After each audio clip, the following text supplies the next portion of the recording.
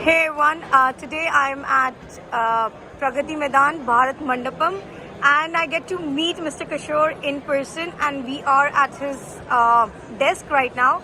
And Mr. Kishore, can you just explain what's happening and how people can collaborate with you?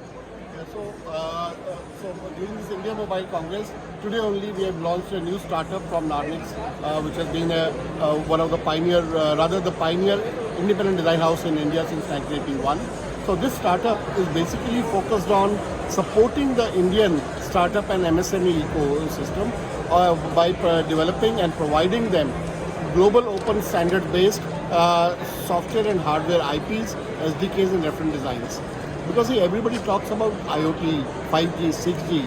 Our Indian ecosystem is pretty good at doing the front ending and the fine tuning as per use case. But when it comes to robust, you can say SDK, software IPs or hardware IPs, that's where our Indian ecosystem as of today is a little on the back foot because we started late, we realized this. But maybe in next couple of years we might catch up with it. But today we are weak, so we thought rather than going in business for ourselves, why don't we support our Indian MSME and startup ecosystem with our this thing? We give them handholding, we give them even customization of the software IPs or SDKs so that they can develop their customized solutions and deploy and sell across the world wherever they want.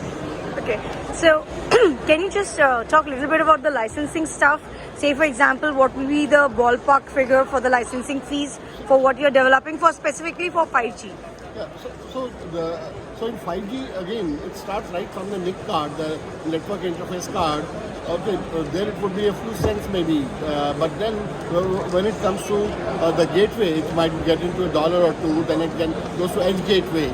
It may be a few tens of dollars, but it all depends on the kind of framework, kind of effort that has gone in, kind of value addition it has got. Now, one of the things that we are developing now, we're just starting to develop, is one that will be really our unique IP, which nobody has done it.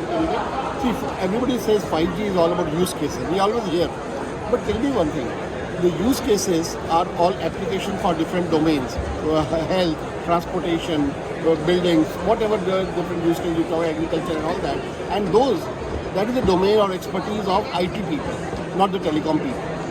And 5G infrastructure is so critical because of its features, that flexibility it gives you of network slicing and all that, on the fly you can configure each and every channel, that the core infrastructure owner of 5G would not like to, let these IT people play with their configurations of the core infrastructure. So that is where, and telco people are not very good at developing IT applications. So there has been a delay in actually proliferation of 5G because of lack of this, you can say, confluence or integration of IT and telecom ecosystem. What we are trying to do is coming up with a buffer layer in between, which will consume all this 5G core infrastructure APIs in a secured manner, and then expose them in a controlled and customized manner to any and every IT player who can create apps, applications for use cases different, so that 5G core people do not need to worry about disturbance to their core infrastructure, and all IT people, which in India is really got a rich pool of them, they can actually develop applications very easily on the fly and monetize them across the globe. Okay, great. What about the co-founder? Let's hear it from the co-founder. Hi, this is Mayank here. Too excited to start this venture NARX with NARX sir.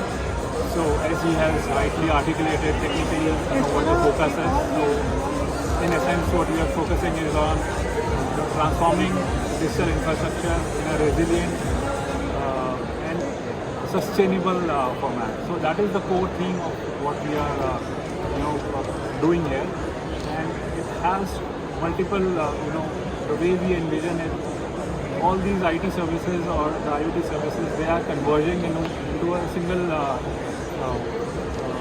architecture or a single model wherein, there is data generated at the framework model. Or the framework, that's right.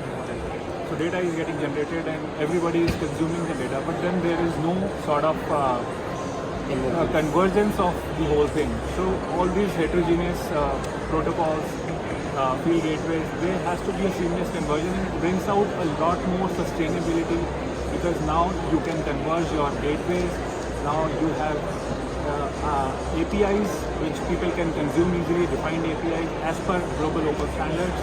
And then again, it helps you integrate things faster.